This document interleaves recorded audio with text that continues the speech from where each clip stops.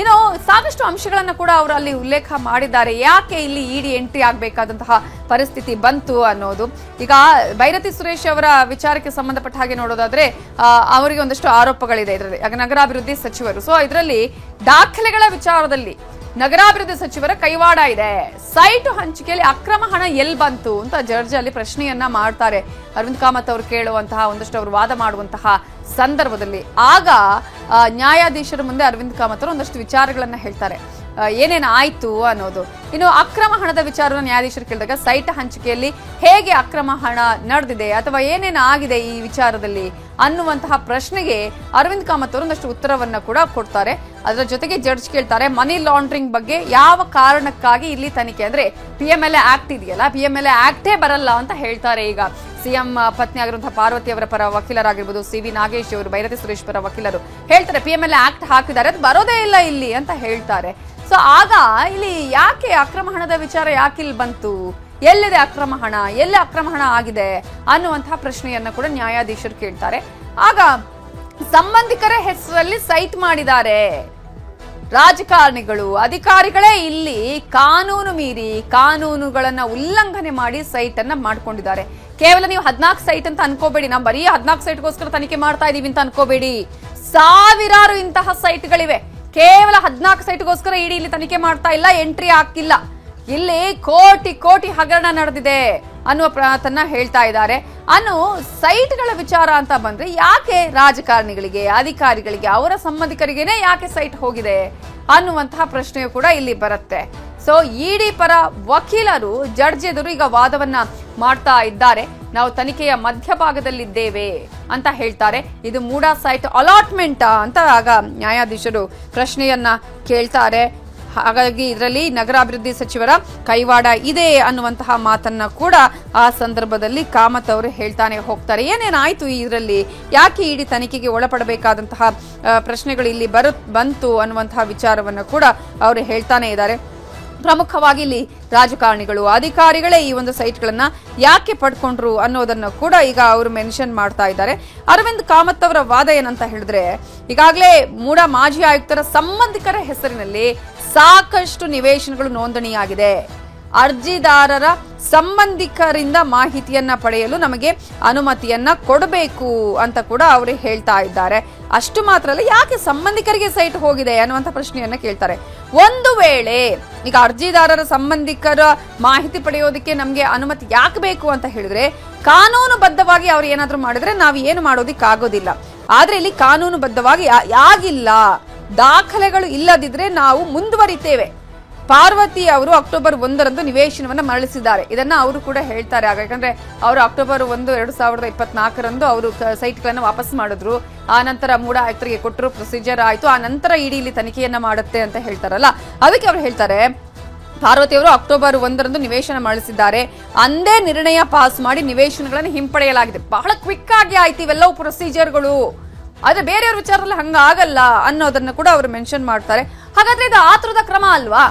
ಈಗ ಸೈಟ್ ಇಲ್ಲ ಅನ್ನೋದನ್ನ ತೋರಿಸುವಂತಹ ಪ್ರಕ್ರಿಯೆ ಆಗ್ಲಿಲ್ವಾ ಅಲ್ಲಿ ಆಯುಕ್ತರಿಂದ ಅಥವಾ ಮೂಡಾದಿಂದ? ಇದು ಆತುರದ ಕ್ರಮ ಅಲ್ವಾ ಅನ್ನುವಂತಹ ಪ್ರಶ್ನೆಯನ್ನ ಕೂಡ ಅವರು ಕೇಳ್ತಾ ಇದ್ದಾರೆ. ನಿವೇಶನ ಪಡೆದಿರೋದು ಕ್ರಿಮಿನಲ್ ಅಪರಾಧವಾಗಿದೆ, ಇದು ಅಪರಾಧದ ಪ್ರಕ್ರಿಯೆ.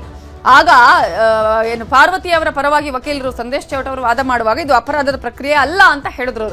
ಅದಕ್ಕೆ ಈಗ ಇವರು ಹೇಳ್ತಾ ಇದ್ದಾರೆ ಪ್ರತಿವಾದದಲ್ಲಿ, ಇದು ಅಪರಾಧದ ಪ್ರಕ್ರಿಯೆ ಆಗಿರೋದು ಇಲ್ಲಿ ಅಂತ ಹೇಳಿ ASG ಅರವಿಂದ್ ಕಾಮತ್ ಅವರು ವಾದವನ್ನ ಅವರು ಇಲ್ಲಿ ಮಾಡ್ತಾ ಇದ್ದಾರೆ. ಹಣ ನೀಡಿ ನಿವೇಶನ ಖರೀದಿಸಿದ್ರೆ ಅದು ಅಕ್ರಮ ಹಣ ವರ್ಗಾವಣೆ ಆಗ್ತಾ ಇತ್ತು, ಇಲ್ಲಿ ಮೂಡಾ ಹಂಚಿಕೆ ಮಾಡಿದೆಯಲ್ಲ ಅಂತ ಪ್ರಶ್ನೆಯನ್ನ ನ್ಯಾಯಾಧೀಶರು ಕೇಳ್ತಾರೆ ಇಲ್ಲಿ. ಹಾಗಾದ್ರೆ ಎಲ್ಲಿದೆ ಇಲ್ಲಿ ಅಕ್ರಮ ಹಣ ವರ್ಗಾವಣೆ ಎಲ್ಲಾಯ್ತು? PMLA ಆಕ್ಟ್ ಹಾಕಿದ್ರಲ್ವಾ ನೀವು, ಹಾಗಾದ್ರೆ ಇಲ್ಲಿ ಅಕ್ರಮ ಹಣ ವರ್ಗಾವಣೆ ಎಲ್ಲಾಯ್ತು?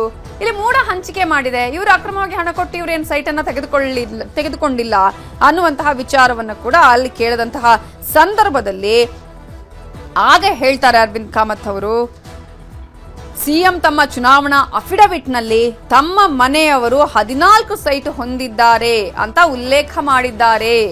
ಇಡೀ ಪ್ರಕರಣ ದಾಖಲಿಸುವ ವೇಳೆಗೆ ಸೈಟ್ ವಾಪಸ್ ಮಾಡಲಾಗಿತ್ತು ಅಂತ ಅರ್ಜಿದಾರರು ಈಗ ವಾದಿಸ್ತಾ ಇದ್ದಾರಲ್ಲ. ಇಡಿ ಪ್ರಕರಣ ದಾಖಲಿಸಿದ್ ಯಾವಾಗ ಅನ್ನೋ ಪ್ರಶ್ನೆಯನ್ನೇ ಮಾಡಿದ್ದಾರೆ. ಅಂದ್ರೆ ಸೈಟ್ ವಾಪಸ್ ಮಾಡಿದ್ಮೇಲೆ ಇಡಿ ಎಂಟ್ರಿ ಆಗಿದೆ, ಆಗ ತನಿಖೆ ಮಾಡೋ ಅವಶ್ಯಕತೆ ಏನಿತ್ತು? ಲೋಕಾಯುಕ್ತ ತನಿಖೆ ಮಾಡ್ತಾ ಇತ್ತು. ಇಡಿ ಆಮೇಲೆ ಎಂಟ್ರಿ ಕೊಡುತ್ತೆ, ಇಮಿಡಿಯೇಟ್ ಆಗಿ ಆತುರದಿಂದ ತನಿಖೆಯನ್ನು ಕೈಗೊಳ್ಳುತ್ತೆ. ಇದರಲ್ಲಿ ಯಾವ ರೀತಿಯಾದ ಬದ್ಧತೆ ಇದೆ ಇಡಿಗೆ? ಇದು ಯಾರನ್ನ ಯಾವ ಕಾರಣಕ್ಕಾಗಿ ಮಾಡ್ತಾ ಇದೆ ಅನ್ನುವಂತಹ ಪ್ರಶ್ನೆಯನ್ನ ಕೇಳಿದ್ರಲ್ಲ, ಅದಕ್ಕೆ ಈಗ ಅರವಿಂದ್ ಕಾಮತ್ ಅವರು ಉತ್ತರವನ್ನ ಕೊಡ್ತಾ ಇದ್ದಾರೆ. ಈಗಾಗಲೇ ಸಾಕಷ್ಟು ನಿವೇಶನಗಳು ಅಲ್ಲಿ ನೋಂದಣಿಯಾಗಿದೆ ಅನ್ನುವಂತಹ ವಿಚಾರವನ್ನ ಕೂಡ ಅವರು ಹೇಳ್ತಾ ಇದ್ದಾರೆ. ಅಷ್ಟು ಮಾತ್ರ ಅಲ್ಲ, ಈಗಾಗಲೇ ಈ ಒಂದು ವಿಚಾರದಲ್ಲಿ ಅರ್ಜಿದಾರರ ಸಂಬಂಧಿಕರಿಂದ ಮಾಹಿತಿಯನ್ನ ಪಡೆಯುವಂಥದ್ದು ಬಹಳ ಇಂಪಾರ್ಟೆಂಟ್, ಅಗತ್ಯ ಇದೆ. ಇಲ್ಲಿ ಅರ್ಜಿದಾರರು ಸಂಬಂಧಿಕರು ಅಲ್ಲಿ ಒಂದು ವೇಳೆ ನಿವೇಶನಗಳು ಹೊಂದಿದ್ದು ಅಥವಾ ದಾಖಲೆಗಳನ್ನ ಹೊಂದಿದ್ರೆ ಅಲ್ಲಿ ಏನಾದ್ರೂ ಇದೆಯಾ ಅನ್ನೋದ್ರ ಬಗ್ಗೆ ನಾವು ಒಂದು ತನಿಖೆ ಮಾಡಬೇಕು. ನಮ್ಗೆ ಅದಕ್ಕೆ ಅನುಮತಿಯನ್ನ ಕೊಡಿ, ನೀವು ಸಂಬಂಧಿಗಳ ವಿಚಾರಣೆಗೆ ನಮಗೆ ಅನುಮತಿಯನ್ನ ನೀವು ಕೊಡಬೇಕಾಗತ್ತೆ. ಯಾಕೆ ಅನ್ನೋದನ್ನ ಕೂಡ ಅವರು ಮೆನ್ಷನ್ ಮಾಡ್ತಾರೆ ಅರವಿಂದ್ ಕಾಮತ್ ಅವರು. ಒಂದು ವೇಳೆ ಅಲ್ಲಿ ಅಕ್ರಮ ನಡೆದಿದ್ರೆ ಅಲ್ಲಿ ಗೊತ್ತಾಗುತ್ತೆ. ಒಂದು ವೇಳೆ ಅವ್ರ ಅಕ್ರಮ ಆಗಿಲ್ವಾ, ದಾಖಲೆಗಳು ಸಿಕ್ಕಿಲ್ವಾ, ಮುಂದೆ ಹೋಗೋಣ, ನಾವು ಈಗ ವಿಚಾರಣೆಗೆ ಅನುಮತಿಯನ್ನ ಕೇಳ್ತಾ ಇದ್ದೇವೆ ಅನ್ನೋದನ್ನ ಕೂಡ ಅವರು ಹೇಳ್ತಾ ಇದ್ದಾರೆ. ಕಾನೂನು ಬದ್ಧವಾಗಿ ಎಲ್ಲವೂ ಇತ್ತ, ಫೈನ್, ಯಾವುದೇ ಸಮಸ್ಯೆ ಇಲ್ಲ, ನಾವಾಗ ಏನು ಮಾಡೋದಿಕ್ಕಾಗೋದಿಲ್ಲ. ಬಟ್ ನಮ್ಗೊಂದಷ್ಟು ಪ್ರಶ್ನೆಗಳಿದೆ, ಆ ಕಾರಣಕ್ಕಾಗಿ ನಾವು ಅವರ ವಿಚಾರಣೆಯನ್ನ ಮಾಡಬೇಕಾಗತ್ತೆ. ದಾಖಲೆಗಳು ಇಲ್ಲದಿದ್ರೆ ನಾವು ಕೂಡ ಮುಂದುವರಿತೇವೆ ಅನ್ನೋದನ್ನ ಕೂಡ ಅವರು ಹೇಳ್ತಾ ಇದ್ದಾರೆ. ಅದರ ಜೊತೆಗೆ ಆಗ್ಲೇ ನಾನು ಹೇಳ್ತಾ ಇದ್ದೇನೆ ಅಂದ್ರೆ, ಸಂದೇಶ್ ಚೌಟ ಅವರು ಹೇಗೆ ವಾದ ಮಾಡ್ತಾ ಇದ್ರು, ಸೈಟ್ ಅನ್ನ ಕೊಟ್ಟ ಮೇಲೆ ಇಡಿ ಎಂಟ್ರಿ ಆಗಿದೆ ಅಂತಾನೆ ಅವರ ವಾದ. ಫಸ್ಟ್ ಅವರ ಹೆಸರಲ್ಲೇ ಇಲ್ಲ, ಅವ್ರ ಹಕ್ಕುದಾರರಲ್ಲ, ಅದರ ಮೇಲೆ ಅವರಿಗೆ ಯಾವುದೇ ರೀತಿಯಾದಂತಹ ಮಾನ್ಯತೆ ಇಲ್ಲ, ಅದರ ಅವರು ಅದನ್ನ ಹೊಂದಿಲ್ಲ, ಅದರ ಫಲಾನುಭವಿ ಕೂಡ ಅಲ್ಲ ಅವರು.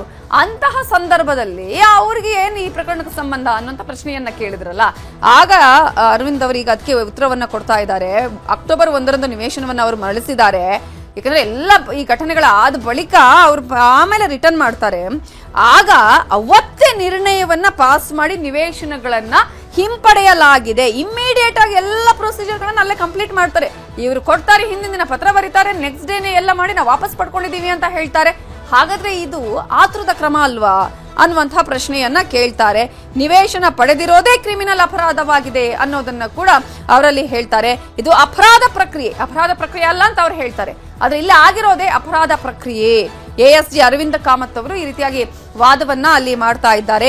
ಇಲ್ಲಿ ಹಣವನ್ನ ಕೊಟ್ಟು ನಿವೇಶನವನ್ನ ಏನಾದ್ರೂ ಖರೀದಿಸಿದ್ರೆ, ಆಗ ಅಲ್ಲಿ ಅಕ್ರಮ ಹಣ ವರ್ಗಾವಣೆ ಆಗಿದ್ದಿದ್ರೆ ಆಗ ಅಲ್ಲಿ ಹೇಳ್ಬೋದಾಗಿತ್ತು. ಆದ್ರೆ ಇಲ್ಲಿ ಅಕ್ರಮ ಹಣ ವರ್ಗಾವಣೆ ಆಗಿಲ್ವಲ್ಲ, ಮೂಢ ಹಂಚಿಕೆಯನ್ನ ಮಾಡಿದ್ಯಲ್ಲ ಅನ್ನುವಂತಹ ಪ್ರಶ್ನೆಯನ್ನ ನ್ಯಾಯಾಧೀಶರು ಕೇಳಿದಂತಹ ಸಂದರ್ಭದಲ್ಲಿ ಇವರು ಹೇಳುವಂತಹ ಉತ್ತರ ಏನಂತ ಹೇಳಿದ್ರೆ, ಸಿದ್ದರಾಮಯ್ಯ ಅವರೇ ತಮ್ಮ ಚುನಾವಣಾ ಅಫಿಡವಿಟ್ ನಲ್ಲಿ ತಮ್ಮ ಮನೆಯವರು 14 ಸೈಟ್ ಅನ್ನ ಹೊಂದಿದ್ದಾರೆ ಅನ್ನೋದನ್ನ ಅವರು ಉಲ್ಲೇಖ ಮಾಡ್ತಾರೆ. ಅಂದ್ರೆ ಈಗ ಇಲ್ಲ ಅಂತ ಹೇಳ್ತೀರಿ, ನೀವು ವಾಪಸ್ ಕೊಟ್ಟಿದ್ದೀರಿ, ಆದ್ರೆ ಅವಾಗ ಅವ್ರು ಹೇಳಿದಾರಲ್ಲ 14 ಸೈಟ್ ನನ್ನ ಹೆಂಡತಿ ಹತ್ರ ಇದೆ ಅಂತ, ಅದನ್ನ ಅವರು ಮೆನ್ಷನ್ ಮಾಡ್ತಾ ಇದ್ದಾರೆ. ಇಡೀ ಪ್ರಕರಣ ದಾಖಲಿಸುವ ವೇಳೆಗೆ ಸೈಟ್ ವಾಪಸ್ ಮಾಡಲಾಗಿತ್ತು ಅಂತ ಅರ್ಜಿದಾರರು ವಾದಿಸ್ತಾ ಇರೋದು ಸತ್ಯವಲ್ಲ ಅನ್ನೋದನ್ನ ಕೂಡ ಅವರು ಹೇಳ್ತಾ ಇದ್ದಾರೆ. ಸೊ ಅರವಿಂದ್ ಕಾಮತ್ ಅವರ ವಾದ ಇದು.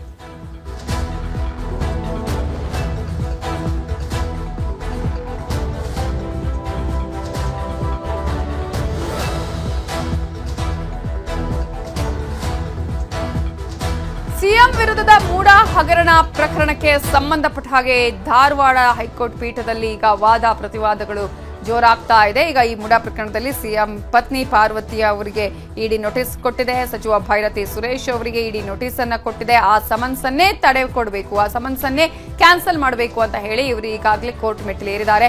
ಇಂತಹ ಸಂದರ್ಭದಲ್ಲಿ ಈಗ ವಾದ ಪ್ರತಿವಾದ ಬಹಳ ದೀರ್ಘವಾಗಿ ನಡೀತಾ ಇರೋದನ್ನ ನಾವು ಗಮನಿಸ್ತಾ ಇದ್ದೀವಿ. ಇಡಿ ಪ್ರಕರಣ ದಾಖಲಿಸುವ ವಿಚಾರಕ್ಕೆ ಸಂಬಂಧಪಟ್ಟ ಹಾಗೆ ಏನು ಈಗ ದೂರನ್ನ ದಾಖಲಿಸಿದೆ, ತನಿಖೆ ಮಾಡ್ತಾ ಇದೆ, ಈ ತನಿಖೆಯ ಹಾದಿ ಏನು, ಸ್ವರೂಪ ಏನು, ಯಾವ ಕಾರಣಕ್ಕಾಗಿ ಇಡಿಲಿ ಎಂಟ್ರಿ ಆಗಬಾರ್ದಾಗಿತ್ತು, ಈಗ ಇಡಿ ಎಂಟ್ರಿ ಆಗಿದ್ಯಾಕೆ, ಎಲ್ಲ ಅಂಶಗಳನ್ನ ಉಲ್ಲೇಖ ಮಾಡಿ ವಾದ ಪ್ರತಿವಾದಗಳು ನಡೀತಾ ಇದೆ. ಆದ್ರೆ ಇಡಿ ಎಂಟ್ರಿ ಯಾಕಾಯ್ತು ಅನ್ನೋದರ ಬಗ್ಗೆ ಈಗ ASG ಆಗಿರುವಂತಹ ಅರವಿಂದ್ ಕಾಮತ್ ಅವರು ಅಲ್ಲಿ ಉಲ್ಲೇಖ ಮಾಡ್ತಾ ಇದ್ದಾರೆ. ಈ ಪ್ರಕರಣಕ್ಕೆ ಯಾಕೆ ಇಡಿ ಎಂಟ್ರಿ ಆಗ್ಬೇಕಾಯ್ತು, ಇಡಿಗೆ ಕಂಡು ಬಂದಂತಹ ಅಂಶಗಳು ಏನು, ಏನೇನು ಅಪರಾಧ ಆಗಿದೆ, ಅಕ್ರಮಗಳು ಎಲ್ಲೆಲ್ಲ ಆಗಿದೆ ಅನ್ನೋದು, ಕೇವಲ ಇದು 14 ಸೈಟ್ ವಿಚಾರ ಅಲ್ಲ ಅನ್ನೋದನ್ನ ಕೂಡ ಅವ್ರು ಮೆನ್ಷನ್ ಮಾಡ್ತಾರೆ. ನೀವು ಇದನ್ನ 14 ಸೈಟ್ ವಿಚಾರ ಅನ್ನೋದನ್ನ ಹೇಳ್ಬೋದು, ಆದ್ರೆ ಹಾಗಲ್ಲ, 100 ಸೈಟ್ಗಳಲ್ಲಿ ಹಂಚಿಕೆಯಾಗಿದೆ, ಅದರಲ್ಲಿ ಅಕ್ರಮ ಆಗಿರೋದು ಅಂತ ನಾವು ಹೇಳ್ತಾ ಇದೀವಿ. ಹಾಗಾಗಿ ತನಿಖೆ ಆಗ್ಬೇಕು ಅಂತ ಹೇಳ್ತಾ ಇದ್ದೀವಿ. ಜೊತೆಗೆ ಯಾರು ಇಲ್ಲಿ ಈ ರೀತಿಯ ದೂರನ ಈಗ ಅರ್ಜಿಯನ್ನ ಸಲ್ಲಿಸಿದಾರಲ್ಲ ಅವರ ಸಂಬಂಧಿಕರ ವಿಚಾರಣೆ ಕೂಡ ಆಗಬೇಕಾಗಿದೆ ಅನ್ನೋದನ್ನ ಹೇಳ್ತಾರೆ. ಚುನಾವಣಾ ಅಫಿಡವಿಟ್ ನಲ್ಲಿ 14 ಸೈಟ್ಗಳ ಬಗ್ಗೆ ಸಿದ್ದರಾಮಯ್ಯ ಅವರು ಉಲ್ಲೇಖ ಮಾಡಿದ್ದಾರೆ. ಈಗ ಅವ್ರು ಇಲ್ಲ ಅಂತ ಹೇಳ್ತಾರೆ, ವಾಪಸ್ ಕೊಟ್ಟಿದ್ದೀವಿ ಅಂತ ಹೇಳ್ತಾರೆ. ಆಗ ಏನಾಯ್ತು ಹಾಗಾದ್ರೆ, ಯಾಕೆ ಅದನ್ನ ಅವರು 14 ಸೈಟ್ಗಳ ಬಗ್ಗೆ ಉಲ್ಲೇಖ ಮಾಡಿದ್ರು, ತನ್ನ ಪತ್ನಿ ಹೆಸರಲ್ಲಿದೆ ಅಂತ ಯಾಕೆ ಅವರು ಉಲ್ಲೇಖ ಮಾಡಿದ್ರು? ಆ ಅಫಿಡವಿಟ್ ನಲ್ಲಿ 14 ಸೈಟ್ಗಳ ಬಗ್ಗೆ ಉಲ್ಲೇಖವನ್ನ ಮಾಡಿದ್ದಾರಲ್ಲ, ಆ ವಿಚಾರದ ಬಗ್ಗೆ ಕೂಡ ಅವರೀಗ ಹೇಳ್ತಾ ಇದ್ದಾರೆ. ಆ ಒಂದು ಹಿನ್ನೆಲೆಯಲ್ಲಿ ಪಾರ್ವತಿಯವರು ಆಗ ಇದ್ದಂತಹ ನಿವೇಶನವನ್ನ ಅಕ್ಟೋಬರ್ 1ರಂದು ಮರಳಿಸಿದ್ದಾರೆ. ಆ ನಂತರ ನೆಕ್ಸ್ಟ್ ಡೇನೆ ಇಮಿಡಿಯೇಟ್ ಆಗಿ ಎಲ್ಲಾ ಪ್ರೊಸೀಜರ್ಗಳಾಗುತ್ತೆ. ಅದು ಸಿದ್ದರಾಮಯ್ಯ ಅವರ ಪತ್ನಿ ಹೆಸರಲ್ಲಿ ಇರೋದೇ ಇಲ್ಲ. ಈ ನೆಕ್ಸ್ಟ್ ಡೇ ಯಾವಾಗ ನೋಡಿದ್ರೆ ಅದು ಮೂಡ ಹೆಸರಲ್ಲಿ ಇರುತ್ತೆ. ಅಷ್ಟು ಬೇಗ, ಅಷ್ಟು ಕ್ವಿಕ್ ಆಗಿ ಹೇಗೆ ಅಷ್ಟೆಲ್ಲ ಪ್ರೊಸೀಜರ್ಗಳಾಗೋದಕ್ಕೆ ಸಾಧ್ಯ ಆಯ್ತು? ನಿರ್ಣಯ ಮಾಡಿ ಹಿಂಪಡೆಯೋದಕ್ಕೆ ಹೇಗೆ ಸಾಧ್ಯ ಆಯ್ತು? ಹಾಗಾದ್ರೆ ಇಲ್ಲಿ ಯಾರು ಏನ್ ಮಾಡಿದ್ದಾರೆ? ಇದು ಆತುರದ ಕ್ರಮ ಅಲ್ವಾ ಅಂತ ಹೇಳಿ ASG ಅರವಿಂದ್ ಕಾಮತ್ ಅವರು ಪ್ರಶ್ನೆಯನ್ನ ಕೇಳ್ತಾ ಇದ್ದಾರೆ. ನಿವೇಶನ ಪಡೆದಿರೋದೇ ಕ್ರಿಮಿನಲ್ ಅಪರಾಧ ಆಗಿದೆ, ಕ್ರಿಮಿನಲ್ ಅಪರಾಧ ಅಲ್ಲ ಅಂತ ಹೇಳ್ತಾ ಇದ್ದಾರೆ. ಹಾಗಲ್ಲ, ಅಲ್ಲಿ ಆಗಿದೆ, ಅದಕ್ಕೆ ಇಲ್ಲಿ ಇಡಿ ಎಂಟ್ರಿ ಕೊಟ್ಟಿರೋದು. ಅಪರಾಧದ ಪ್ರಕ್ರಿಯೆ ಅಲ್ಲದೆ ಮತ್ತೇನು ಅಲ್ಲ ಅನ್ನೋದನ್ನ ಹೇಳ್ತಾರೆ. ಈಗ ಇವರ ಪರ ವಕೀಲರು, ಇವರಿಬ್ಬರ ಪರ ವಕೀಲರು ಅಪರಾಧ ಪ್ರಕ್ರಿಯೆ ಅಲ್ಲ ಅಂತ ಹೇಳ್ತಾರೆ, ಇಡಿ ಇಲ್ಲಿ ಎಂಟ್ರಿ ಕೊಡೋದೇ ಇಲ್ಲ ಅಂತ ಹೇಳ್ತಿದ್ದಾರೆ. ಸೊ ಈಗ ಅರವಿಂದ್ ಕಾಮತ್ ಅವರು ಹೇಳ್ತಾರೆ ಇದು ಅಪರಾಧ ಪ್ರಕ್ರಿಯೆ ಅಲ್ಲದೆ ಮತ್ತೇನು ಅನ್ನುವಂತಹ ಪ್ರಶ್ನೆಯನ್ನ ಕೇಳ್ತಿದ್ದಾರೆ. ಇಷ್ಟು ರೀತಿಯಾಗಿ ಕಾಣ್ತಾ ಇದೆ ಜನರಿಗೂ ಕೂಡ ಇಲ್ಲಿ ಏನೇನ್ ಮಾಡಿದ್ರು, ಮೂಡ ಅಲ್ಲಿ ಏನ್ ಮಾಡ್ತು, ಯಾವ ರೀತಿಯಾಗಿ ಇಲ್ಲಿ ಆ ಸೈಟ್ಗಳ ವಿಚಾರದಲ್ಲಿ ನಿರ್ಣಯ ತೆಗೆದುಕೊಳ್ತು ಅನ್ನುವಂಥ ಪ್ರಶ್ನೆಗೆ ನ್ಯಾಯಾಧೀಶರು ಒಂದಷ್ಟು ಪ್ರಶ್ನೆಗಳನ್ನ ಕೇಳಿದಾಗ ನಿಮ್ಮ ಸ್ಕ್ರೀನ್ ಮೇಲೆ ಆ ಪ್ರಶ್ನೆಗಳನ್ನು ತೋರಿಸ್ತಾ ಇದೀವಿ ನೋಡಿ. ಆ ಪ್ರಶ್ನೆಗಳನ್ನ ಕೂಡ ಜಡ್ಜ್ ಕೇಳ್ತಾರೆ. ಅಲ್ಲಿ ಎಲ್ಲಿ ಅಕ್ರಮ ಹಣ ವರ್ಗಾವಣೆ ಆಗಿದೆ ಇಲ್ಲಿ ಅನ್ನುವಂಥ ಪ್ರಶ್ನೆಯನ್ನು ಕೇಳ್ತಾರೆ. ಮೂಡ ಅಲ್ವಾ ಹಂಚಿಕೆ ಮಾಡಿದ್ದು ನಿವೇಶನಗಳನ್ನ, ಅವ್ರದಲ್ಲಿ ಏನ್ ಪಾತ್ರ ಇದೆ ಅನ್ನುವಂಥ ಪ್ರಶ್ನೆಯನ್ನ ನ್ಯಾಯಾಧೀಶರು ಇಲ್ಲಿ ಕೇಳಿದಂತಹ ಸಂದರ್ಭದಲ್ಲಿ ಅರವಿಂದ್ ಕಾಮತ್ ಅವರು ಮತ್ತೆ ಅಲ್ಲಿ ವಾದವನ್ನ ಮಾಡ್ತಾರೆ. ಅಂದ್ರೆ ಏನೇನಾಗಿದೆ ಇಲ್ಲಿ, ಸಿದ್ದರಾಮಯ್ಯ ಅವರು ಯಾವಾಗ ಇದರಲ್ಲಿ 14 ಸೈಟ್ಗಳ ವಿಚಾರವನ್ನ ಮೆನ್ಷನ್ ಮಾಡಿದ್ದಾರೆ, ಚುನಾವಣೆಯ ಅಫಿಡವಿಟ್ ನಲ್ಲಿ ಅವರು ಉಲ್ಲೇಖ ಮಾಡಿದ್ದಾರೆ, 14 ಸೈಟ್ಗಳ ಬಗ್ಗೆ ಹೇಳಿದ್ದಾರೆ, ಜೊತೆಗೆ ಪ್ರಭಾವದ ವಿಚಾರ ಕೂಡ ಇರುತ್ತೆ, ಅವೆಲ್ಲವನ್ನ ಕೂಡ ಅವರು ಈಗ ಹೇಳ್ತಾ ಇದ್ದಾರೆ. ಜೊತೆಗೆ ಕೇವಲ ಇವರನ್ನ ಮಾತ್ರ ಅಲ್ಲ, ಈಗ ಇಲ್ಲಿ ಏನೇನಾಗಿದೆ, ಯಾರ್ಯಾರು ಸೈಟ್ಗಳನ್ನ ಪಡ್ಕೊಂಡಿದ್ದಾರೆ, ರಾಜಕಾರಣಿಗಳು, ಅಧಿಕಾರಿಗಳು, ಇವರು ಎಲ್ಲರೂ ಕೂಡ ಇಲ್ಲಿ ಪಡ್ಕೊಂಡಿದ್ದಾರೆ ಸೈಟ್ಗಳನ್ನ, ಅವರ ಸಂಬಂಧಿಕರು. ಒಂದ್ ವೇಳೆ ಕಾನೂನಿನ ರೀತಿಯಾಗಿದ್ರೆ, ದಾಖಲೆಗಳು ಇದ್ರೆ ನಾವು ಏನು ಮಾಡೋದಿಕ್ಕೆ ಆಗೋದಿಲ್ಲ. ಬಟ್ ಅಲ್ಲಿ ದಾಖಲೆಗಳು ಇರುವಂತಹ ಸಂದರ್ಭದಲ್ಲಿ ಒಂದಷ್ಟು ಅಂಶಗಳು ಕಂಡು ಬರ್ತಾ ಇದೆ. ಹಾಗಾಗಿ ನಮಗೆ ಅನುಮತಿ ಕೊಡಬೇಕು, ಅವರ ತನಿಖೆ ಮಾಡೋದಕ್ಕೆ ಅವಕಾಶ ಮಾಡಿಕೊಡ್ಬೇಕು ಅಂತ ಕೇಳ್ತಾ ಇದ್ದಾರೆ.